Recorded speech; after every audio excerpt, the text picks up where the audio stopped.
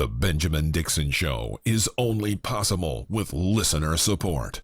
Go to www.thebenjamindixonshow.com to register for our blog and join the Progressive Army. And now, ladies and gentlemen, You're now about to witness the truth. It's the Benjamin Dixon Show.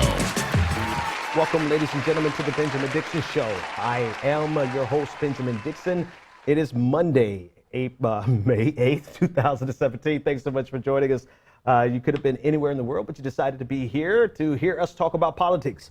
And I don't take it for granted. I want to thank all of our patrons. I do it every show, but I mean it from the bottom of my heart. Thank you so much for supporting the show, because without you, we could not do this. And just to give you the heads up, for all of the patrons who are listening, we have spectacular bonus content. And when I say spectacular, I mean spectacular. I finally found a way that I could give you bonus content every single day. So much bonus content, you probably don't want it all. So we have, I don't want to give away the secrets, but if you go to Patreon, become a patron, you'll see the links that you need to hit so that you can come, and participate in our private live streams. Any morning, I would say probably every morning, I have something to talk about. So we do like a morning analysis. This morning's analysis was great. And I say that not just because it's me, but I say that because I'm addressing an issue that I think is very critical for us to address. And that's this idea that neoliberalism breeds fascism. And I really did a fairly deep dive, as much as a deep dive as you could do in 12 minutes off the top of your head. So that's the bonus content from this morning. We also did a pre-stream before the show, behind the scenes. Look at our producers. We argue some of the topics. We got some feedback from the audience, and we start incorporating that into the show, just so that you can see what we do for our patrons. This is a long sale. Yes, I know it is a long sale, and you're ready for me to get to the news. I will get to the news, but you should become a patron because YouTube has just murdered our revenues. So that it doesn't even exist anymore. Right? So we depend on you becoming a patron, and we are going to give you daily bonus content, private streams, private access that no one else gets unless you are a patron. Now, that being said, let's get to the news. The best thing that happened today was the Sally Yates hearing. And I say that not so much because it was anything, a great revelation. There was no great revelation. I mean, there was nothing really new or substantive that came out of it. One of the things that came out of it that may have seemed substantive was the fact that she definitively stated that the actions of Michael Flynn were problematic. And actually, there's a quote here. She said, "We believe that General Flynn was compromised with respect to the Russians. To state the obvious, you don't want your national security advisor compromised by the Russians." This was a definitive statement, something that we all somewhat assumed and concluded prior to this, but to hear her say that at a hearing and to hear congressmen or senators on both sides of the aisle agree with that really speaks volumes about how problematic General Michael Flynn was, and how problematic it was for the Trump administration to put him in office, even though she had already warned them.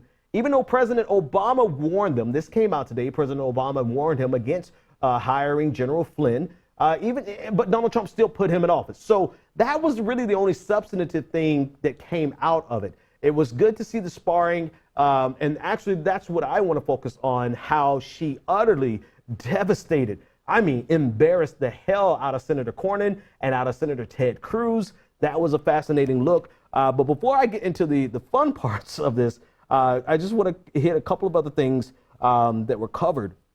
So, again, before the testimony today, it was leaked that President Obama directly and personally told Trump that Flynn was a concern. Donald Trump hired Flynn anyway. The timeline is very troubling in the sense that it took 18 days from the time that Sally Yates informed the White House counsel that there was a problem with the statements that were being made by Vice President Pence, and that she believed that Vice President Pence was acting in good faith, but was acting on information that was incorrect and was given to him incorrectly, or he was lied to. Mike Pence was lied to, and she brought this information to the White House counsel, and it took 18 days for them to decide to let go of Flynn. Now, I actually want to correct myself. It wasn't even the fact that it took so long to fire General Flynn. It was the fact that it took a Washington Post leak to fire General Flynn. And this is the problem, right? The question is, how long would Donald Trump have allowed someone who he knows is compromised to be the national security advisor? That's the big pressing question. It's not a question that's going to get Donald Trump impeached, right? I want to make sure we put the proper expectations on this conversation. Some people are using this to suggest that Donald Trump is going to be impeached, that this is going to be some type of change in the administration. No, it really has nothing to do with the future of the Trump administration outside of the realm of how responsible is this administration? Can they be trusted with confidential information? Can they be trusted to hire people who can be trusted? And it looks as though they cannot be. And so it took the Washington Post leak to actually get General Flynn fired at 18 days after Sally Yates put the information or gave the information to the White House General Counsel. Here's another facet of what happened today, and this is what you see in any time you hear a senatorial or congressional investigative hearing. You see politicians asking questions to push their narrative or to deflect from the other party's narrative. So today was no different. The Republican Party tried to put the emphasis on Hillary Clinton's emails. They tried to put the emphasis on anything except for the fact that Donald Trump needs to be held accountable and needs to give some type of statement on his neglect in hiring General Flynn, despite President Obama's warnings and despite Sally Yates warning him that General Flynn had been compromised. That's really the scope of this conversation. Now, the Republicans did try to deflect from that with Hillary Clinton's emails. They also tried to deflect and discuss the Sally Yates refusal to defend Donald Trump's executive order on the Muslim ban. We'll call it the Muslim ban for now, for lack of a better, more accurate phrase. And this is where the best moments of today's hearing came. Two people, Senator Cornyn and Senator Cruz, Ted Cruz, thought that they were going to drill Sally Yates on her decision to not defend this executive order. I want to play the first exchange. The first exchange is Senator Cornyn asking the question, and you would think that after Sally Yates got done with Senator Cornyn, that Ted Cruz would get a clue, but he didn't. So let's watch Senator Cornyn's exchange first. I voted for your confirmation because I believe that you had a distinguished career, but I have to tell you that I find it enormously disappointing that you somehow vetoed the decision of the Office of Legal Counsel with regard to the lawfulness of the President's order and decided instead that you would countermand the executive order of the President of the United States because you happen to disagree with it as a policy matter. Well, it wasn't. I just have to say that. I appreciate that, Senator. And let me make one thing clear. It was not purely as a policy matter. And in fact, I remember my confirmation hearing in an exchange that I had with you and others of your colleagues where you specifically asked me in that hearing that if the President asked me to do something that was unlawful or unconstitutional, and one of your colleagues said, or even just that would reflect poorly on the Department of Justice, would I say no? And I looked at this. I made a determination that I believed that it was unlawful. I also thought that it was inconsistent with the principles of the Department of Justice. And I said no. And that's what I promised you I would do. And that's what I did. Oh, man. Sally Yates, ladies. Listen, I don't know if you caught what she did there, but what she did was so beautiful. They asked, when she was being confirmed, would she tell the sitting president at the time, would she tell him no? Because they believed that President Obama, who was the sitting president at the time, would potentially ask something that would be unconstitutional, not befitting of the White House, or not becoming of the customs and the norms, et cetera, et cetera, et cetera. They drilled that question. They asked this question every single time they confirmed somebody for the Department of Justice, because they understand the Department of Justice, although answerable to the executive branch, has to be able to operate independently. So they at sundry times have to be able to tell the president no. And then they tried to come and say, well, Sally Yates, what gives you the right to tell the president no in this regard? and said, I'm disappointed. I thought you were a good candidate. That's why I voted for your confirmation, blah, blah, blah. And Sally Yates says, hold on. At the confirmation hearing that you're trying to pull rank on, you asked me if I would tell the sitting president no. It just so happens that the sitting president now is a part of your party, and you don't want me to tell them no. You want me to sign off on everything. So if you're not being consistent here, Senator Cornyn, and she did it, without all the flair. She just did it with poise, grace, and fierceness, and really schooled him, exposing the hypocrisy that they wanted her to say no to President Trump, to President Obama rather, but they did not want her to say no to their president, their Republican president, President Trump. It does not work like that. You would think anyone else who came after that would understand that's not somewhere you want to go. But unfortunately, or actually, no, fortunately for us, Ted Cruz did not get the memo. Here's his exchange with her. I would note on January 27th, 2017, the Department of Justice issued an official legal decision, a determination by the Office of Legal Counsel, that the executive order, and I'll quote from the opinion, the proposed order is approved with respect to form and legality.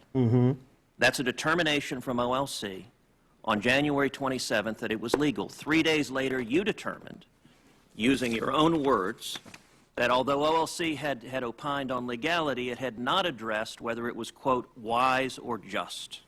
And I also, in that same directive, Senator, said that I was not convinced it was lawful. Right. I also made the point that the Office of OLC looks purely at the face of the document, and again, makes a determination as to whether there is some set of circumstances under which some portion of that.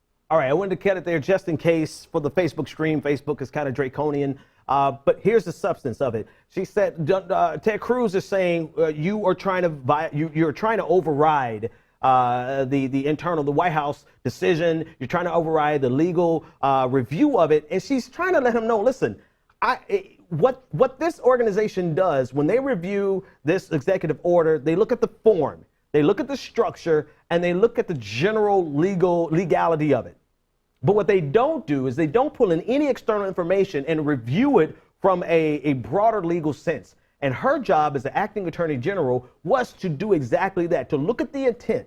And when she looks at the intent of the president and she looks at the execution of this executive order, she made the call that she was in the position to make. And again, it goes one step further. He still did not learn his lesson. Here's the final exchange that honestly sent he and Cornyn running. They left after this exchange. Here it is.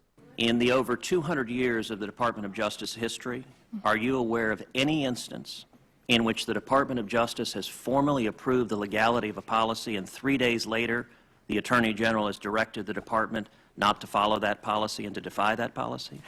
I'm not, but I'm also not aware of a situation where the Office of Legal Counsel was advised not to tell the Attorney General about it until after it was over.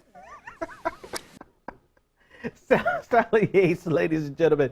I mean, this was the highlight of the exchange. Ted Cruz thought he was going to get her twice, and twice she let Ted Cruz.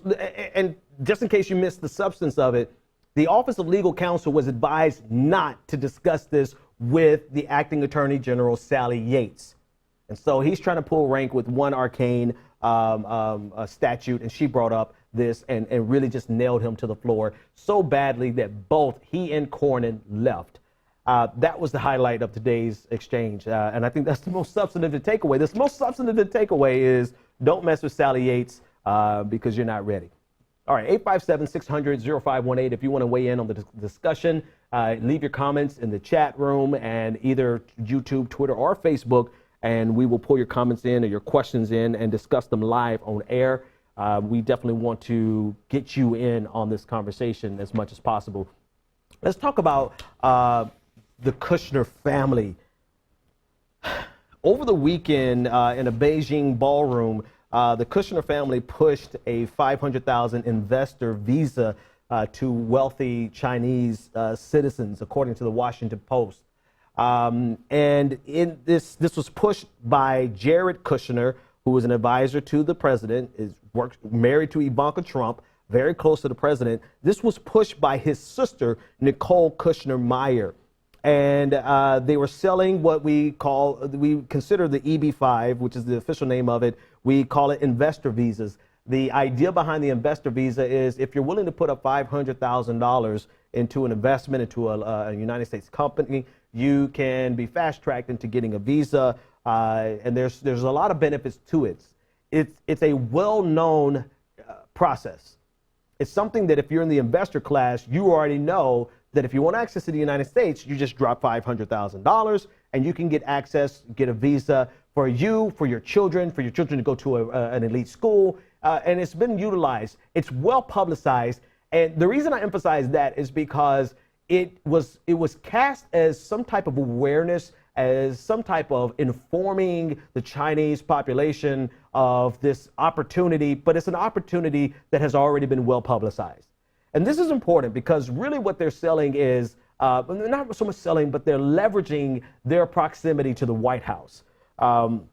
Attendees were reminded, according to the Washington Post, they said, quote, attendees were reminded of the family's connection to the current administration with a slide depicting only Trump's smiling face. And so this is problematic in several facets, right? It's problematic on the face of the visa in the first place, right? This is essentially buying your way into the United States. This is how you skip the head of the line. This is how we codify a certain level of class of citizens of wealth to come to the United States. That's problematic. It has been here before Trump, right? It has been here. I'm sure it has been leveraged by other administrations.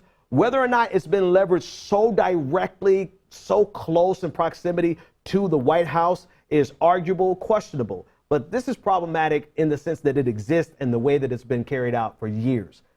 But it is also problematic to have the sister of a gentleman who has the direct access to the sitting president of the United States peddle this off as a means of enriching themselves. The tagline in the brochure said, invest $500,000 and immigrate to the United States. Invest early and you will invest under the old rules, talking about putting fear into them, trying to incite them to move quicker, to make a faster decision. So because of the impending changes the quote unquote impending changes from the Trump administration, get in now before the rules change because we want you to come in. This speaks to we're dispelling with any pretense. We're dispelling with any type of notion that the White House is not used as a means of generating a massive amount of wealth for people in proximity to the White House. But this is a direct connection to Jared Kushner's bottom line. This is not just money that his sister has in some type of escrow account that's separate from Jared. No, this is the Kushner family wealth. And this adds to his bottom line. And what makes this more questionable is the fact that once reporters got wind of it, reporters were chased out. Reporters were essentially expelled from this conference, whatever you want to call it, so that no news could actually get out about it. And then that in itself became the news. And so here we are with the president of the United States who has conflicts of interest across the globe. We have the son-in-law of the president of the United States who benefits from this proximity to the president, who also has conflicts of interest across the globe. His sister directly peddling off EB-5 visas to invest, get access, and get your visa.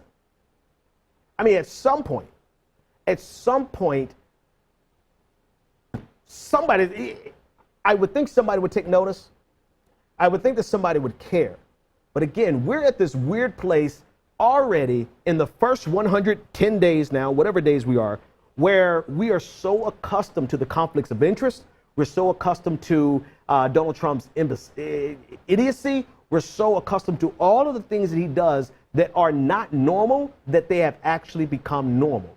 And so this is merely just a footnote. This is not a huge deal. This is not anyone. No one is going to sound the alarm. No one is going to do a major investigation around this, because we are now at the point where we are comfortable with Donald Trump and his his affiliates, his family, his connections operating in this fashion.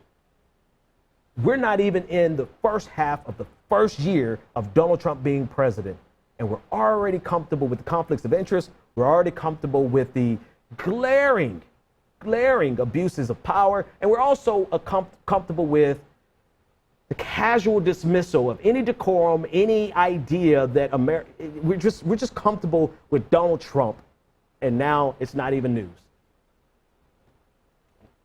You might not even hear it on much more of independent media. 857-600-0518.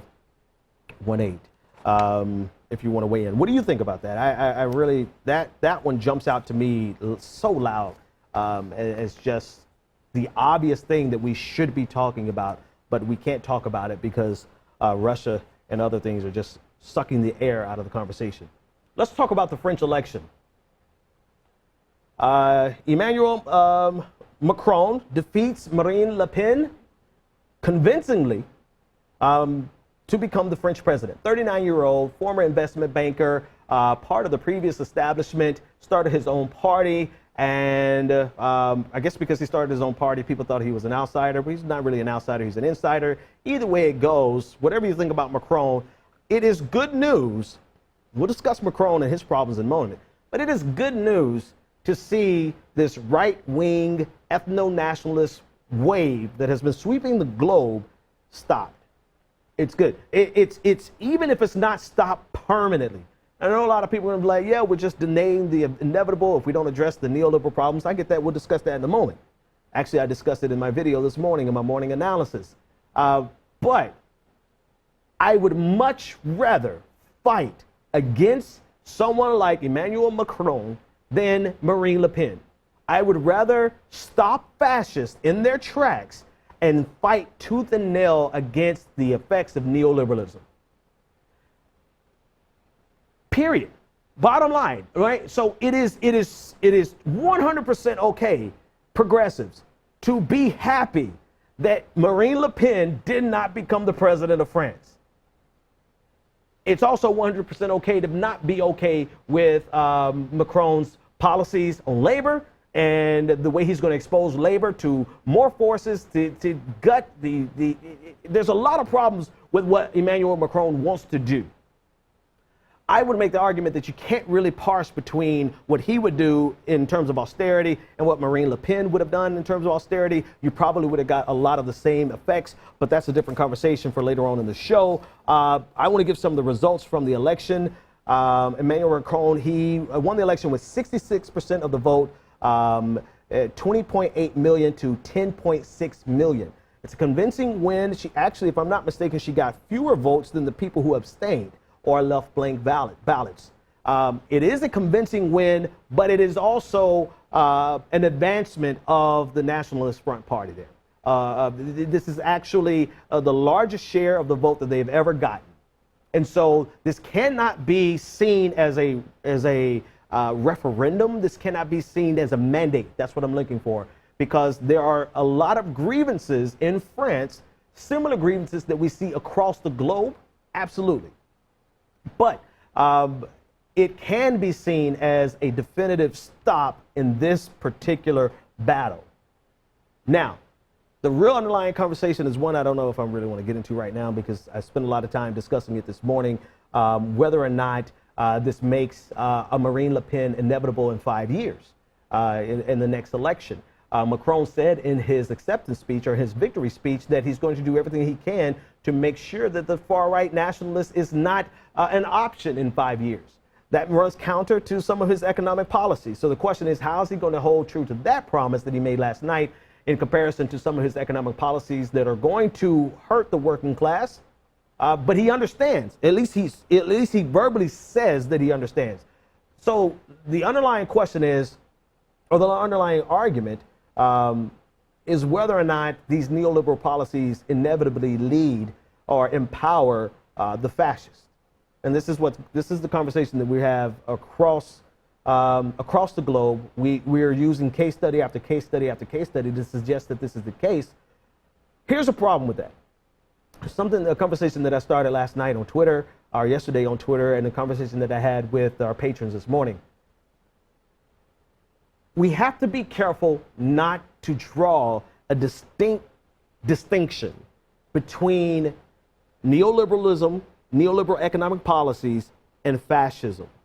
And the reason I say that is because in case after case, we have seen that fascists or these far-right ethno-nationalists, once they get in power, they employ the same exact neoliberal economic policies that the neoliberal would have, with the added bonus of the xenophobia, anti-immigration, anti-national, anti-globalism rhetoric. And I want to double back and take my time with that. We on the progressive side, we have been trying to convince ourselves and other people that neoliberalism leads to fascism. That's actually historically not accurate, in the sense that fascism pre-existed what we consider neoliberalism today, and it's probably going to outlast neoliberalism. Fascism is not necessarily an economic framework. Fascism is a governing framework. Fascism is a worldview. Fascism is a philosophy that is fully capable of enriching their own elite with neoliberal economic policies. If you think of Pinochet in Chile, if you think of just historically, you have seen fascists using economics, liberal economics. And see, I dug into this, now I got to get into it. The only thing really new about neoliberalism isn't the economic policy, isn't the economic framework. That has been here for a very long time. What's new about neoliberalism really is the fact that we have the party that once was, in the United States at least, parties that were once populist and for the people, who supported unions, who supported labor, who fought against corporatocracy, who fought against these forces, these laissez-faire forces that can gut labor. Parties that used to be in that world now have embraced this corporatocracy. They've embraced this rightward shift to embrace. They've incorporated the language, they've incorporated the rhetoric, they've incorporated the policies, and it's hard to distinguish economically the Democratic Party from the Republican Party when you cut down to the actual policies. That's the only thing really new about neoliberalism. The reason I make that distinction and that clarification is because if we continue to try to convince people that neoliberalism inevitably leads to fascism, then what we're doing is we're making it a false choice. We're letting it remain in this realm that if they get a fascist, then they will necessarily get something different than they would if they got a neoliberal. And we've seen with Donald Trump, who's not a technical fascist, but certainly rode in on this wave of right-wing ethno-nationalism. Donald Trump 100% brought the right-wing ethno-nationalism, xenophobia, plus neoliberalism on steroids. But as progressives, we've consistently tried to tell people that if you employ neoliberalism, then it's going to create a fascist. It's a false choice, especially because fascists have 100% capability of using neoliberalism to enrich their elite. So what do we do? What do we need to do is we need to make a clear set of policies that we oppose as progressives, whether it comes from a neoliberal Democrat or whether it comes from a neoliberal Republican or whether it comes from a neoliberal fascist. There are a set of policies that we oppose, right? And then there's even those of us who oppose the entire economic system. We'll get to you in another episode. But for those of us who are not necessarily opposed to the entire economic system, there are clear policies that we oppose, and we need to identify that in the Democratic neoliberals, and in the Republican neoliberals, and in the fascist neoliberals. The reason we need to do that is because we need to show people that it's not just a choice between a neoliberal and a fascist. It's a choice between policies that both of them are going to employ and policies, solutions that we have that are different. That is distinctly different. That is distinctly different than just saying if you vote for a neoliberal, you're going to get a fascist. I don't know if I can make it any clearer, but the bottom line is the onus is on us. The responsibility is on us. We cannot wait for neoliberals to change their ways. We cannot wait on the population. If we're in the business of convincing people and trying to show them that there's a better way besides a cosmopolitan neoliberal globalist and a nationalist neoliberal fascist. We're trying to show them the distinction. That we need to show them that both of them are going to employ policies that will destroy the working class. But instead, what we've been doing for a long time is saying that, oh, you know, if you vote for that neoliberal, you're going to empower a fascist. And it puts in the minds of the working class that they actually have an option, that an option away from neoliberalism. If you want to get away, this is what people calculate. Our way of getting away from these economic policies that are going to hurt us, well, our choice is neoliberalism or this fascist. So we'll go with this fascist. Not realizing that they run from the skillet to the frying pan. They run from economic policies that are going to hurt them to economic policies that are going to utterly destroy them. And if we don't make that distinction, then it's going to continue to be a conversation between two entities that are fully capable. Yes, they're different in different ways. There is a great distinction between the two. But in terms of economic policies, both neoliberal Democrats and neoliberal Republicans and even neoliberal fascists are 100% capable of engaging in economic policies that will gut the middle class, gut the working class. That's what we have to draw the distinction. And we can't do that if we keep putting up this false choice. By putting up this false choice, I'm afraid that we are empowering people who are making decisions from the working side portion of the ledger. We're empowering them to make a choice between someone they think is going to do better by them and neoliberalism. When in reality, that party that they think is going to do better by them will honestly employ neoliberalism on steroids. Donald Trump is case in point. Marine Le Pen would have been case in point, but we won't have the privilege of seeing her work because she lost to Emmanuel Macron. And so now people are in the streets already.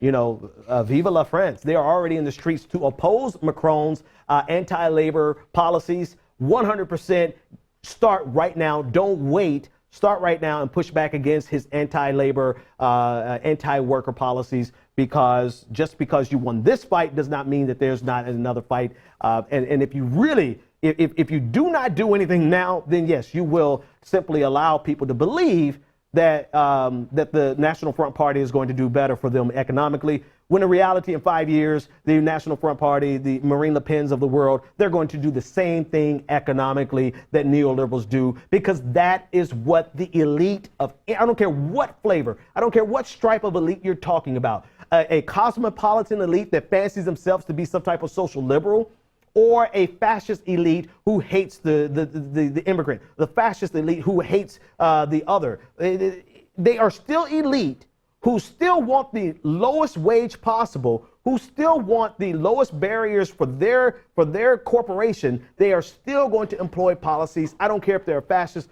or a cosmopolitan, they will do the same thing.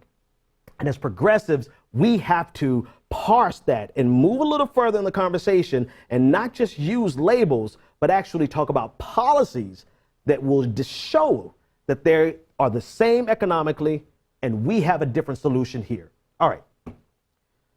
Let's see. 857-600, we have a thank you, Ben. This is for Aaron. False choice, losing strategy. I agree, Aaron. It is 100% a losing strategy in the sense that we are empowering it. We are giving voice to it. When we say stuff like neoliberalism breeds fascism, we are giving the working class the idea that they would get something different economically from fascists than they would get from neoliberals. And the reality is they will not. The reality is they would get something that is worse in many cases. Take a look at Donald Trump.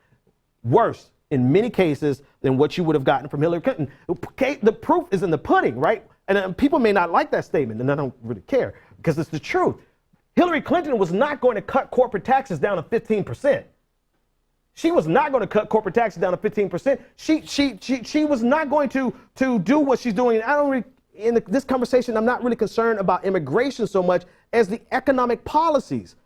Donald Trump is going with trickle-down economics, which is an extension of neoliberalism, on steroids. And we could just take a look at their policy statements. They're 100% different. Well, not 100%, but different enough to show you that Hillary Clinton, neoliberal. Donald Trump, neoliberal on cocaine. All right, 857-600-0518 to weigh in on the conversation. Let's take the, do we have a caller on the line still? Okay, let's take the call. Caller, you're live on the air. What is your name, comment, and or question? Hey, Mr. Bryce. Bryce, how's it going, man? Doing good. Just been busy working and stuff. But so obviously what took place in France was, you know, a good thing in the sense that a lot of people, French people, feel happy and relieved that, you know, they didn't have, you know, this type of situation, I guess, that we're having. And even though, I don't know, I mean, I did look at his policies, and, you know, people seemed that, like, they liked them and feel like, you know, it'll work out for them. I think the problem here in our country is that, you know, the policies that the Democrats have, they don't go, you know, all the way that we would want them to be, especially as progressives. Like, they'll just go halfway. Like, the Democrats will go so far, but won't go too far to, you know, to disrupt their base or their donors. The Republicans, we know they just totally went off the bridge. You know, we know about, you know, their policies.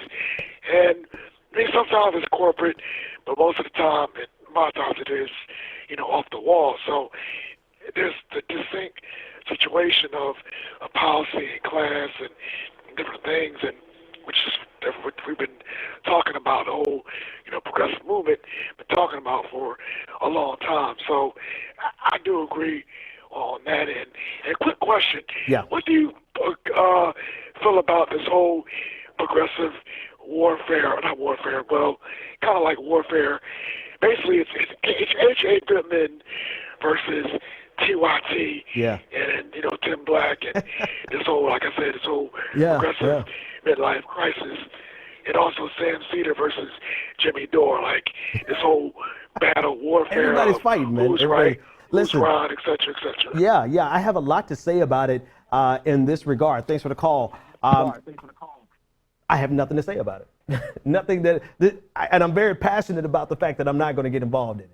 I'm very passionate about it because I generally like all of the players in the conversation across the board. I like TYT, I like Jimmy, I like Tim Black, love Tim Black, love, well, you know, H.A., you know how I feel about you, H.A., so there's no, you know, there's no qualm about, you know, my hesitation. I like them all generally, and sometimes friends fight.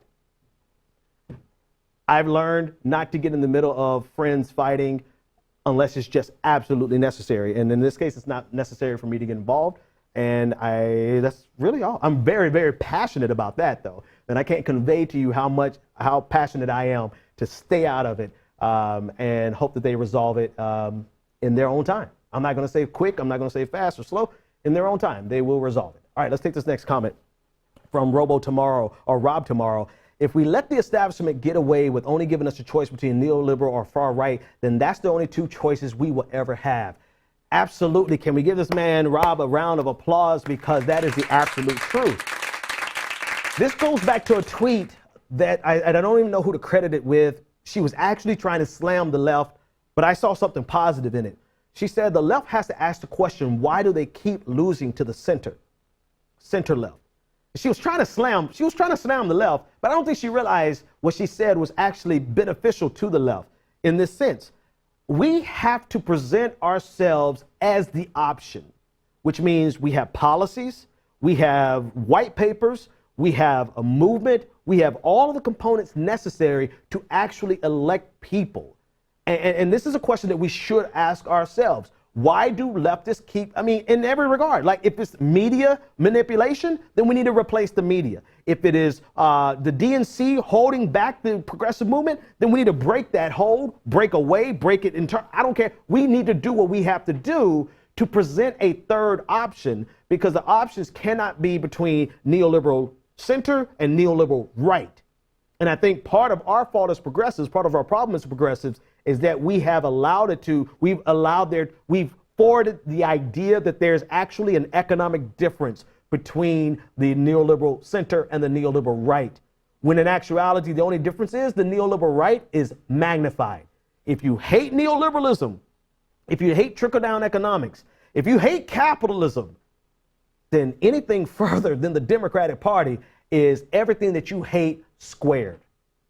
And so we cannot use the Democrat center as a means of saying the problem is them. No, the problem is both of them. The problem is the whole system. And we as progressives have to develop an alternative from in terms of media, in terms of think tanks, in terms of papers or research that are being put out, in terms of the academia, in terms of local parties, in every aspect of the word, we have to present an alternative. So we're not just telling people, look, neoliberals are fascists. No, forget about them. Here's the solution on the left.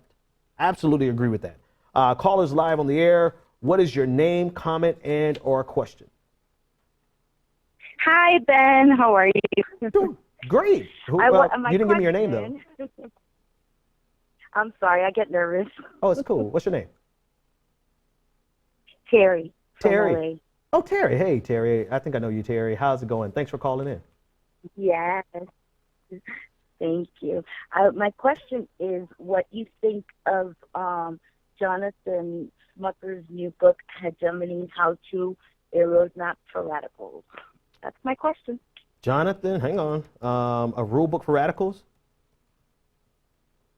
Oh, she's gone. Okay, for radicals. I haven't read it. Actually, I didn't even know it was out. Hegemony, How, a Roadmap for Radicals. I have to read it. I'll read it. Thanks for the recommendation. I'll get in and read it this weekend.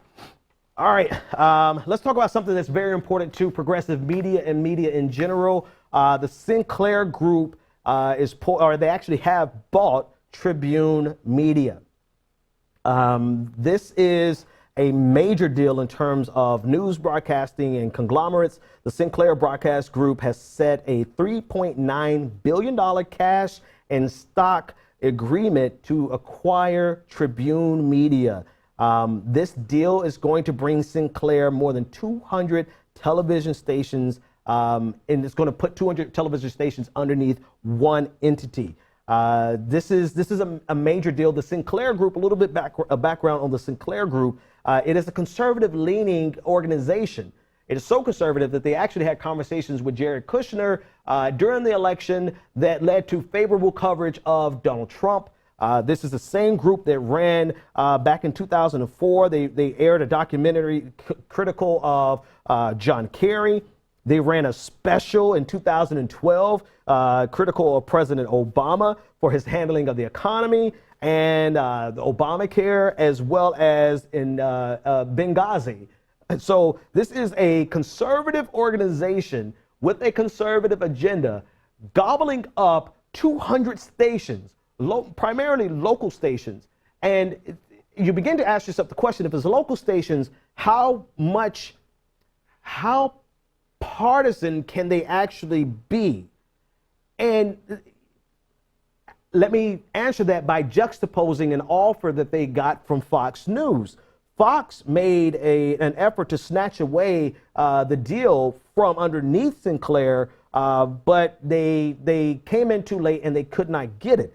Had Fox News gotten this, they currently own about 37% reach into major markets. 37%, they would have owned more than Nexstar and CBS. So if Fox News had gotten this and they got access to all these stations, they would have been able to forward their conservative agenda even further. I bring that up because the question is, how much damage can local stations actually do to the national conversation when in the national conversation, the local stations tend to not present commentary, politically partisan commentary in such a direct fashion. The thing here that's important to realize about these local stations is not so much that they're going to give you constant saturation of conservative content like you would get if you watched Fox News, Bill O'Reilly, Sean Hannity, we're no longer Bill O'Reilly, but it's the fact that they're able to control the conversation in general. And this merger or this buyout means that these local stations no longer have the freedom or as much freedom to focus on local issues as much as they are going to be fed from a centralized location, national narratives. And think about the conglomerates that bought up local newspapers. Now you have newspaper outlets that once employed 40 or 50 people, now only have about 5 or 6 people who all they do is they get the stories from national outlets and they recycle them, package them up, and put them in a local paper. This has the ability of controlling the national narrative like nothing else that we've seen because they control the Overton window. There's only so much that's going to be talked about. There's only so many things that are even possible in the conversation. And this is exactly what's happening with the Sinclair Group buying up Tribune Media. This really speaks to the fact that media and corporations, we're coming full circle in American history. We're coming full circle because there was a time in American history where large corporations owned the majority of our media, owned the majority of banks. We've seen this, this is not new. The only thing that's new about it is that these organizations now have a digital reach that dwarfs anything that someone like Hearst could have imagined when he had access to all of the media outlets that he had access to. This is the culmination of a slow shift back to the world where we have a handful of corporations that own and control the entirety of our media, of our news, of our journalistic media. 1983, 90% of the media was controlled by 50 companies. Just keep that in mind. In 1983, 90% of media was controlled by 50 companies. Today, 90% is controlled by just 5 companies. Look at the flip. Look at how we've come from 90% being owned by 50, which is, I would argue that is problematic. But where we are now is a far cry from 50 companies. We only have 5 companies that control 90% of our media: Comcast, Disney, News Corp, Time Warner, CBS, Viacom.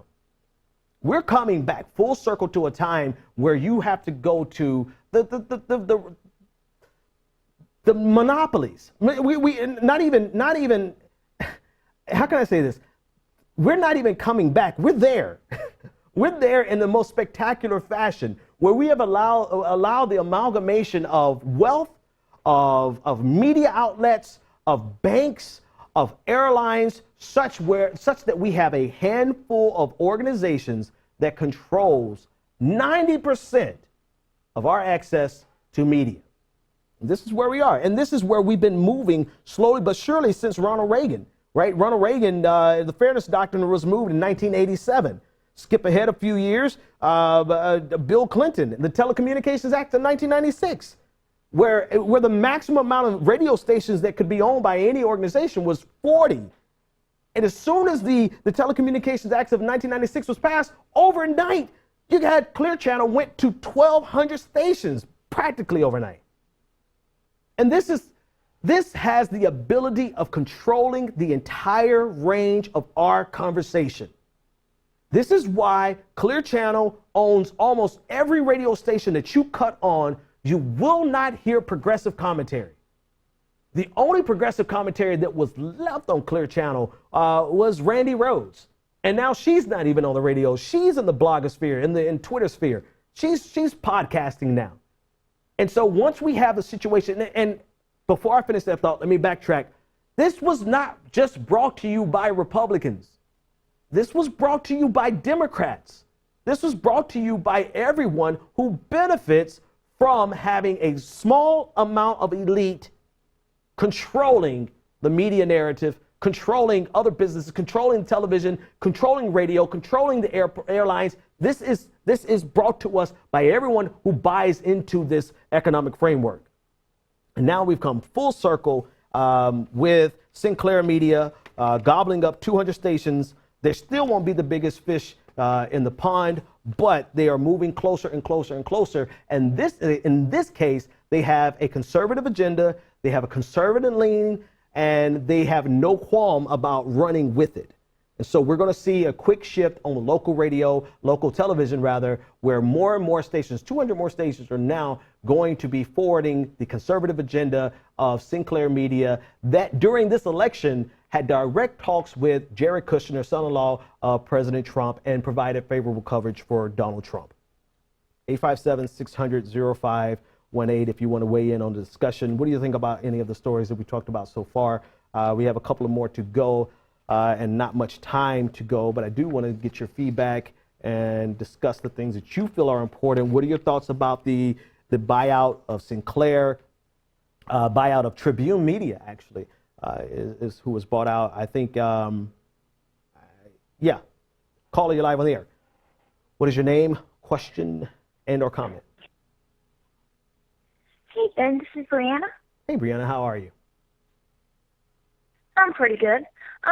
When it comes to the Sinclair buyout, and we see, like this, seeing it basically a deja vu moment, because now we got Trump trying to employ, like the most friendly corporation policies since we've seen since before the Great Depression, and we are seeing, just that kind of shit back to the days before, during the 1920s. Gilded Age, yep. So, and my question is, with all this, do you think we are going to have another Great Depression? Huh. That's an Because it looks like it's heading down that road. So potentially, I want to, and I don't think I'm prepared to answer that fully. The reason I say potentially is because it's potentially not. I'm not trying to be an asshole. It's potentially not. The reason I say potentially not is because we showed in 2008 that we're fully capable, at least in that instance, of spending what's necessary to absorb the shock of a potential depression. But we didn't spend it where we needed to spend it. We spent it on bailouts, right? We spent it there. The question is, can we prevent another massive bubble on that scale? I mean, I've read several economists who swear that we are headed towards another depression. I'm just not 100% convinced about that. And again, I want to table that conversation until I could just bring you the names of the authors and discuss their arguments versus my opinion, because honestly, that's all I'm dealing with in this regard is my opinion. But I think it's a good question. I do think the economic, I think more than a depression, I think we're getting to a place where, if I could use Marxist terminology, the proletariat is fed up, right? I think we're getting to a place where something is going to have to be done for poor people, for the working class. I think maybe before we actually get a full-on depression, that you would have not a full-on revolution, because America's very capable of crushing a revolution before it gets started, but you're going to have politicians who realize that their bases are not putting up with their shit anymore. And once politicians start realizing that, then you're going to eventually get someone like FDR again, who's going to come and assuage the anger of the masses, that type of thing. I think we're closer to that than we are a depression that's too big. Here's the thing: for it to actually be a depression, it has to be too big for our fiscal and our monetary policy, particularly our monetary policy, to handle. And that's something that we haven't seen yet. We got close in 2008, but our monetary and fiscal policy was able to absorb it. Do we have something coming that we can't handle? You never know. I'm not Nostradamus. Let's take a look at this comment from the chat room. Patricia B., we have antitrust laws that aren't used and are instituting deregulation. Yeah, absolutely. I mean, we do have laws on the books that could actually address these things, but we don't have politicians who are willing to enforce these things. And that's because in the ways that it counts the most, the Republican Party and the Democratic Party are in agreement. In the ways that it counts the absolute most. Nobody's going to bust up these banks. I mean, think about it. Like, we're going from having a handful of banks to having about 200 banks, now back to 5 banks. Nobody's going to bust them up. We didn't get a Democrat to bust them up. The airlines, very similar pattern. Media, similar pattern. And so long as we don't have politicians on either side of the conversation that are willing to deal with it, then we're going to keep moving in the same direction. Scotty from YouTube, he said, what is your opinion of Roland Martin calling Bill Maher, Bernie Sanders, and other white liberals for saying, calling out Bill Maher, Bernie Sanders, and other white liberals for saying we need to stop focusing so much on identity politics? I did not hear any part of this conversation, so I can't really comment on it from a point of knowing what exactly what you're talking about. But I can pretty much summarize what they're arguing. Identity politics. It's simple, folks. It's both and.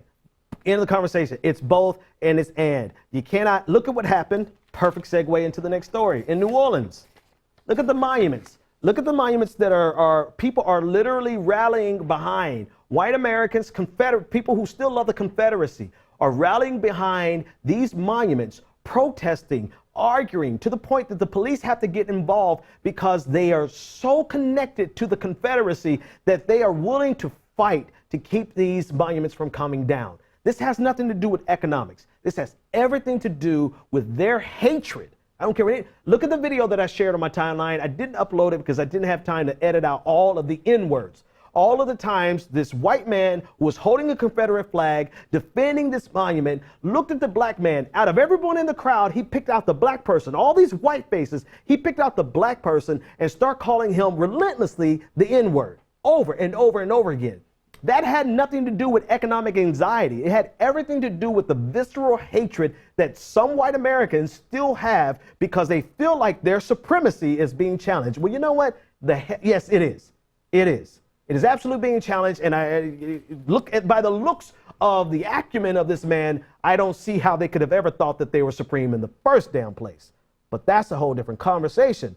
The point is that in these New Orleans monuments, they are not able, the people, in order to remove them, they require heavy cranes that can lift these monuments. And every company in Louisiana that has the equipment to do this have received threats.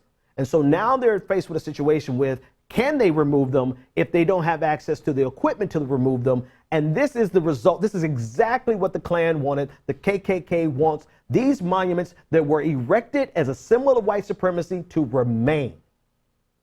What do I say to people who say that we shouldn't focus on identity politics? Take a look at New Orleans, because it is very present right now today, and you cannot ignore it. You cannot ignore it morally.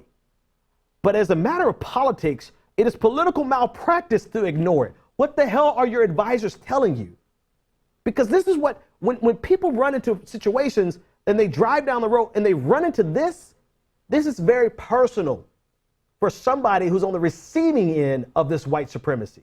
The same thing can be said about the LGBTQ community and the fight that they have. It is very personal. And how can you expect it to be anything else but personal? Have we weaponized identity politics?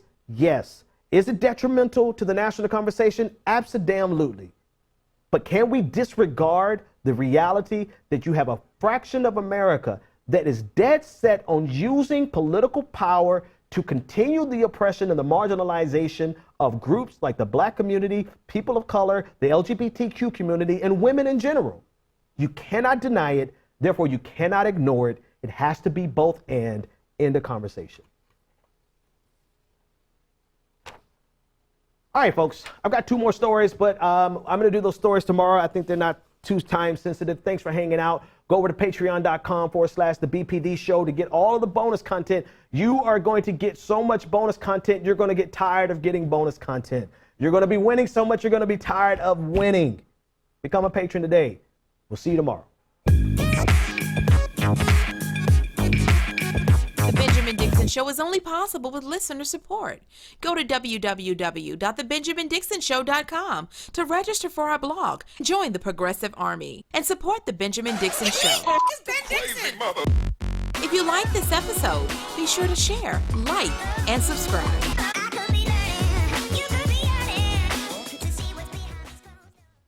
Consider becoming a Patreon. Go to www.patreon.com/the BPD Show and support The Benjamin Dixon Show.